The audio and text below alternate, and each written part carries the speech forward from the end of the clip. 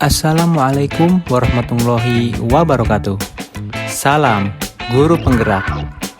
Perkenalkan, nama saya Wahyudi, calon Guru Penggerak Angkatan 9 Kabupaten Cirebon yang berasal dari SD Negeri 1 Kalibuntu, Kecamatan Pabedilan, Kabupaten Cirebon. Pada kesempatan kali ini, saya akan memaparkan kesimpulan dan refleksi pemikiran Ki Hajar Dewantara pada tugas koneksi antar materi modul 1.1. Berikut penjelasannya. Saya akan merefleksikan diri saya melalui 3 pertanyaan sebagai berikut. Yang pertama, apa yang Anda percaya tentang murid dan pembelajaran di kelas sebelum Anda mempelajari modul 1.1?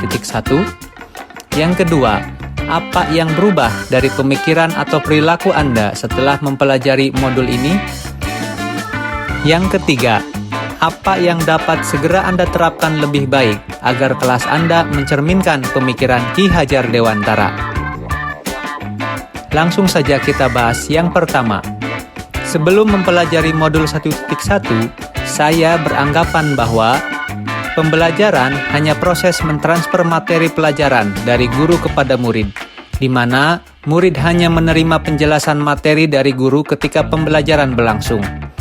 Saya juga beranggapan bahwa fokus utama guru ada pada ketuntasan penyampaian materi pelajaran sesuai kurikulum, tanpa memperhatikan kebutuhan utama murid yang sebenarnya.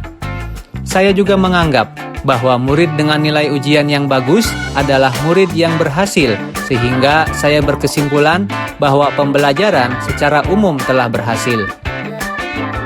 Selain itu, saya juga beranggapan bahwa murid adalah seseorang yang dapat mengikuti apa yang diperintahkan oleh gurunya, tanpa mempertimbangkan kodrat alam yang dimilikinya.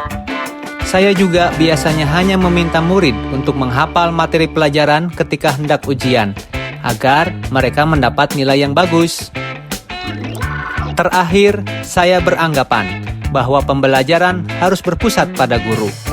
Asal anak duduk manis dan diam saat belajar, maka itu sudah dianggap berhasil. Setelah saya mempelajari modul 1.1, saya menyadari bahwa apa yang saya anggap benar dan saya lakukan selama ini tidaklah tepat. Oleh karena itu, saya menyadari bahwa yang pertama, guru harus membuat murid paham tentang pentingnya materi yang dipelajari dan berusaha menanamkan nilai budi pekerti yang baik agar kelak berguna untuk masa depan mereka. Yang kedua, guru harus dapat menemukan cara agar bagaimana murid dapat mengembangkan potensi sesuai minat dan bakat mereka masing-masing.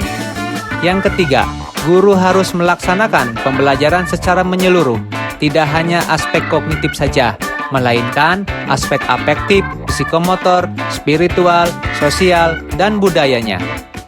Yang keempat, guru bertugas untuk menuntun muridnya agar dapat mengembangkan potensi yang dimilikinya atau kodrat alam sesuai dengan cara atau metode yang berkembang saat ini atau kodrat zaman. Yang kelima, guru harus bisa memahami karakteristik muridnya masing-masing agar memahami kebutuhan belajar murid. Dan yang terakhir, guru harus paham bahwa pembelajaran itu harus berpusat pada anak atau student center, di mana muridlah yang menjadi subjek pembelajaran. Guru hanyalah sebagai fasilitator pembelajaran. Merekalah yang harus membangun pengetahuannya sendiri dalam pembelajaran. Selanjutnya, yang ketiga, yang dapat saya terapkan dalam pembelajaran di kelas yaitu 1. Membuat kesepakatan kelas dan mendesain lingkungan belajar yang sesuai dengan dunia anak. Yang kedua, berusaha mengenali karakter dan latar belakang murid dengan cara menjalin komunikasi yang positif, baik di sekolah maupun di rumah. Yang ketiga, merancang pembelajaran interaktif dan menyenangkan yang sesuai dengan konsep pembelajaran abad 21. Yang keempat, menerapkan sistem Among, bahwa pendidikan itu menuntun, bukan menuntut, serta berusaha menanamkan nilai karakter dan budi pekerti yang positif di sekolah. Oleh karena itu, sebagai guru, kita harus memahami bahwa pendidikan adalah sebuah proses untuk menuntun murid agar mereka dapat menemukan dan mengembangkan kodratnya atau potensi minat dan bakat, supaya bisa menjadi manusia yang merdeka. Demikianlah paparan saya tentang kesimpulan dan refleksi pemikiran Ki Hajar Dewantara. Terima kasih dan salam bahagia.